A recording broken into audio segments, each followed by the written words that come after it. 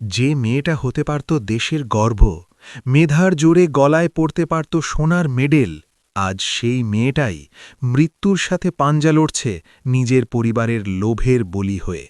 একদিকে জ্বরে অচৈতন্য লাজু, অন্যদিকে ডাইনি বনলতার বিষাক্ত চাল। অনুভব কি পারবে যমরাজের মুখ থেকে লাজুকে ছিনিয়ে এনে পরীক্ষার হলে পৌঁছে দিতে, নাকি মাঝপথেই সব শেষ হয়ে যাবে? আজকের পর্বে থাকছে পিলে চমকানো এক মোড়। একদিকে জ্বরে অচৈতন্য লাজু, অন্যদিকে বনলতার নোংরা চাল, সব মিলিয়ে এক রোমহর্ষক মোড় নিয়েছে গল্পের প্রবাহ। অনুভব যখন লাজুকে নিয়ে হোস্টেলের দিকে রওনা দিল, তখন বনলতার চোখ ফেটে জল নয় বরং আগুনের ফুলকি বেরোচ্ছিল। সে দ্রুত ফোন বের করে তার মা কমলাকে জানায় যে লাজু হাতছাড়া হয়ে যাচ্ছে। যদি আজ লাজুকে ফেরানো না যায়, তবে সারা জীবনের জন্য তাদের রোজগারের রাস্তা বন্ধ হয়ে যাবে। অনুভব যখন লাজুকে হোস্টেলে পৌঁছে দিয়ে বাড়ির দিকে রওনা দিল, তখন মাঝপথে তার গাড়ি আটকালো কিছু ভাড়াটে গুন্ডা। অনুভব জানত এটা বনলতারই কাজ। সে গাড়ি থেকে নেমে সাহসের সাথে তাদের মোকাবিলা করল এবং স্পষ্ট জানিয়ে দিল যে লাজুর গায়ে আঁচড় লাগলে সে কাউকে ছেড়ে কথা বলবে না। এদিকে হোস্টেলের ঘরে শুয়ে লাজু নিজের ভবিষ্যতের কথা ভাবছিল। তার কানে এখনও অনুভবের সেই কথাগুলো বাজছে যে সে তাকে একজন সফল মানুষ হিসাবে দেখতে চায়। লাজু মনে মনে প্রতিজ্ঞা করল যে সে আর দুর্বল হবে না। সুদেব তখনও কলেজের গেটের সামনে অপরাধীর মতো দাঁড়িয়ে ভাবছিল কি করে সে লাজুর সামনে দাঁড়াবে। সে বুঝতে পারছিল যে তার নীরবতা লাজুকে তিলে তিলে শেষ করে দিচ্ছিল, কিন্তু এখন আর ফেরার পথ নেই। পরদিন সকালে লাজু যখন পরবর্তী পরীক্ষার জন্য তৈরি হচ্ছে, তখন হোস্টেলের গেটে এসে হাজির হলো কমলা আর হারান। তারা কান্নাকাটি শুরু করল এবং লাজুকে বলল যে তারা খুব ভুল করেছে। তারা চায় লাজু বাড়িতে ফিরে আসুক। কিন্তু লাজু আজ শান্ত, তার চোখে আর জল নেই। সে স্পষ্ট জানাল যে ডাক্তার হওয়ার আগে সে ওই বাড়িতে পা রাখবে না, কারণ সে জানে এই ভালোবাসা আসলে টাকার প্রতি টান। অনুভব দূর থেকে এই দৃশ্য দেখে মনে মনে খুশি হল যে লাজু নিজের পায়ে দাঁড়াতে শিখছে। বনলতা বাড়িতে বসে নতুন চাল চালল। সে অনুভবকে ডিভোর্সের হুমকি দিল যাতে অনুভব ভয় পায়, কিন্তু অনুভব তার প্রস্তাবে সই করে দিয়ে বলল যে সম্পর্কে সম্মান নেই তা বয়ে বেড়ানোর কোনো মানে হয় না। এদিকে লাজুর পরীক্ষার ফল বেরোল। সে শুধু পাশই করেনি, বরং গোল্ড মেডেলের তালিকায় তার নাম সবার উপরে উঠে এলো। এই খবর ছড়িয়ে পড়তেই গ্রামে হইচই পড়ে গেল। সুদেব যখন ফুলের তোড়া নিয়ে লাজুকে অভিনন্দন জানাতে এলো, তখন লাজু তাকে ধন্যবাদ জানিয়ে বলল যে তুমি আমার স্বামী ছিলে ঠিকই, কিন্তু আমার বিপদে তুমি বন্ধু হতে পারোনি। আজ আমি অনুভবদার ঋণী, কারণ সে আমাকে অন্ধকার থেকে আলো এনেছে। অনুভব লাজুর হাতে গোল্ড মেডেল তুলে দেওয়ার সময় আবেগে আপ্লুত হয়ে পড়ল। বনলতা তখন সর্বশান্ত হয়ে একা পড়ে রইল, আর লাজু এগিয়ে চলল মানুষের সেবায় নিজেকে উৎসর্গ করতে। এক নতুন ভোরের সূর্য উঠল, যেখানে লাজু আর কারো টাকার মেশিন নয়, বরং সে একজন গর্বিত চিকিৎসক। গল্পের শেষে দেখা যায় অনুভব আর লাজু হাসপাতালের বারান্দায় দাঁড়িয়ে ভবিষ্যতের পরিকল্পনা করছে, যেখানে গরিব মানুষ বিনামূল্যে চিকিৎসা পাবে। আর এইভাবেই মিথ্যে ষড়যন্ত্রকে হারিয়ে সত্যি আর সংগ্রামের জয় হল। সুদেব দূর থেকে দাঁড়িয়ে দেখল তার হারানো সম্পদ আজ অন্যের অনুপ্রেরণা হয়ে উঠেছে। তার চোখের জল আজ নিষ্ফল, কারণ সে তার মা আর টাকার লোভে হারিয়ে ফেলেছে এক অমূল্য রত্নকে। গল্পটি শেষ হয় এক ইতিবাচক বার্তার মাধ্যমে, যেখানে নারী শিক্ষা আর স্বাবলম্বী হওয়ার জয়গান গীত হয়েছে এবং বনলতার মতো ঈর্ষাকাতর মানুষের পরাজয় নিশ্চিত হয়েছে, যা দর্শকদের মনে এক গভীর রেখাপাত করে। পরবর্তী অধ্যায়ে লাজুর এই নতুন জীবনের লড়াই আর সাফল্যের কাহিনী আরও রোমাঞ্চকর হয়ে উঠবে, যা আমাদের সমাজকে এক নতুন দিশা দেখাবে।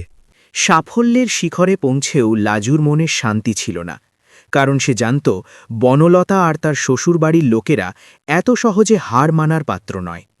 গোল্ড মেডেল পাওয়ার পর লাজু যখন কলকাতার এক নামী সরকারি হাসপাতালে ইন্টার্নশিপ শুরু করল, তখন একদিন আচমকা হাসপাতালে হাজির হল সুদেব। তার হাতে একটা আইনি নোটিশ। সুদেবকে দেখে লাজু অবাক হলেও নিজের গাম্ভীর্য বজায় রাখল। সুদেব কাঁপা কাঁপা গলায় বলল, লাজু, আমি চাই না এসব হোক, কিন্তু মা আর বাবা আমাকে বাধ্য করেছে। তারা তোমার নামে খোরপোশের মামলা করেছে, আর বনলতা আমাদের বাড়িতে এসে উঠেছে।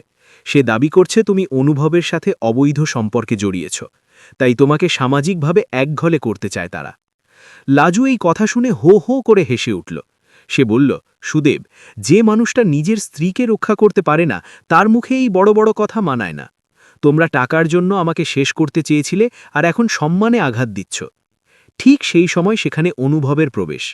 অনুভব সুদেবের হাত থেকে কাগজটা কেড়ে নিয়ে ছিঁড়ে ফেলল এবং বলল, সুদেববাবু, আপনার লজ্জা হওয়া উচিত। বনলতার মতো একটা মেয়ের কথায় নাচছেন যে আপনার ঘর ভাঙতে চায়। অনুভব ঘোষণা করল যে সে লাজুর সব আইনি লড়াই নিজে লড়বে। বনলতা এদিকে গ্রামে রটিয়ে দিল যে লাজু আর ডাক্তার নেই, সে এখন বড় মানুষের রক্ষিতা। এই অপবাদ সহ্য করতে না পেরে হারান অসুস্থ হয়ে পড়ল। কিন্তু কমলা তখনও টাকার নেশায় অন্ধ। সে বনলতাকে সঙ্গে নিয়ে শহরে এলো, লাজুর কর্মস্থলে গিয়ে হাঙ্গামা করার জন্য। তারা যখন হাসপাতালের গেটে পৌঁছে চিৎকার শুরু করল, তখন লাজু শান্তভাবে বেরিয়ে এলো। লাজুর সাথে ছিল একদল পুলিশ আর সাংবাদিক।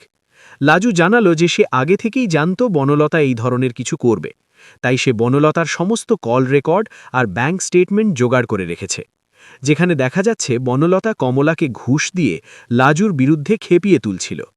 এই ভিডিও এবং অডিও প্রমাণ সবার সামনে আসতেই বনলতা ফ্যাকাশে হয়ে গেল। অনুভব পুলিশকে নির্দেশ দিল তাদের গ্রেপ্তার করতে, কারণ তারা একজন সরকারি চিকিৎসকের কাজে বাধা দিচ্ছে এবং মানহানি করার চেষ্টা করছে। সুদেব যখন দেখল তার মা আর বনলতা পুলিশের গাড়িতে উঠছে, তখন সে কান্নায় ভেঙে পড়ল। সে লাজুর পা ধরে ক্ষমা চাইল, কিন্তু লাজু তাকে সরিয়ে দিয়ে বলল, ক্ষমা চাইলে অন্যায় মুছে যায় না সুদেব, তুমি আমার বিশ্বাস ভেঙেছ। কয়েক মাস কেটে গেল। লাজু এখন শহরের একজন জনপ্রিয় ডাক্তার।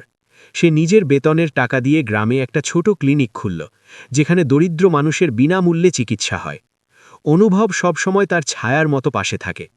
একদিন বৃষ্টির বিকেলে অনুভব লাজুকে প্রস্তাব দিল নতুন করে জীবন শুরু করার। লাজু কিছুক্ষণ চুপ থেকে বলল, অনুভবদা, আপনি আমার জন্য যা করেছেন তার প্রতিদান হয় না, কিন্তু আমি চাই আগে নিজের পায়ে শক্ত হয়ে দাঁড়াতে আর সমাজের অন্য লাজুদের বাঁচাতে। অনুভব লাজুর এই সিদ্ধান্তকে সম্মান জানাল।